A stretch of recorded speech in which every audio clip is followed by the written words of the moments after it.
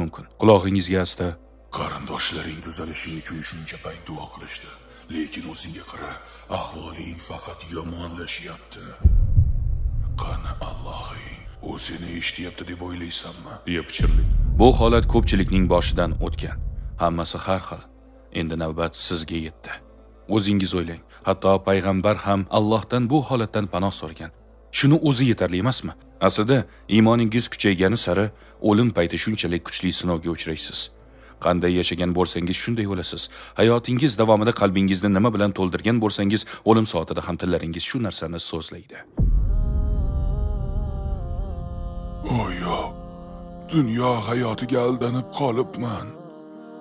Qalbini dunyo istaklari bilan to'ldirganlar o'lim soatlarida ana shu narsalarni so'zlaydilar. Pullarim, mol-mulkim, shon-shuhratim. Ammo qalbida Allohning muhabbati bilan yashagan mo'min banda o'lim payti Robbisini eslaydi, zikr qiladi. Ya Rob, ya Latif, ya Rahman, ya Alloh. Shunda ham iymonim bor-ku dersiz. Shunday bo'lsa-da iymoningiz qalbingizga chuqur joylashgan bo'lishi hamda o'z tasdig'ini topmog'i lozim. O'ylab ko'ring. Qo'limda bir olma bor. Bir o'g'ri uni mendan o'g'irlab olish niyatida. Uni qo'limda ushlab turibman.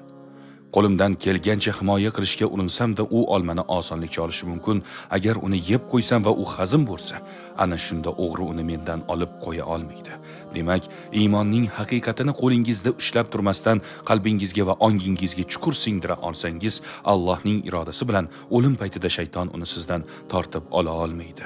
Ammo oxiratga ishonaman desangiz-u, ammo buni aksidek yashasangiz, tilingiz boshqa narsani aytsa-yu, amalingiz boshqa narsani ko'rsatsa, demak, o'zingizni so'roq qilish vaqti yetibdi. Gap oxiratda yutish yoki yutqazish haqida bormoqda. Siz esa bunga jiddiy qaramayapsiz. O'lim soati oxirida yana nima bo'ladi? Oyatda shunday deyiladi: Albatta Robbimiz Alloh degan. So'ngra mustaqim bo'lganlarning ustlaridan farishtalar, qo'rqmanglar, mahzun ham bo'lmanglar, o'zingizga va'da qilingan jannat xushxabarini qabul qilinglar. Iymoni komil bo'lgan mo'minning oldiga chiroyli yuzli farishtalar kelishadi. Kiyimlari oppoq bo'lib, yoqimli ifor kelib turadi. Ammo iymonsiz yashaganlar uchun bu onlar azob uqubatlidir. Ular rad etib kelgan narsalarga duch keladilar. Yo'q, iltimos, menga yaqinlashmang. Kerak emas. Ishonaman, Allohga ishonaman. Iltimos, yana bir imkon bering. Do'stlarim qayerda? Oshnalarim qayerda? Meni saqlab qolguvchi bormi?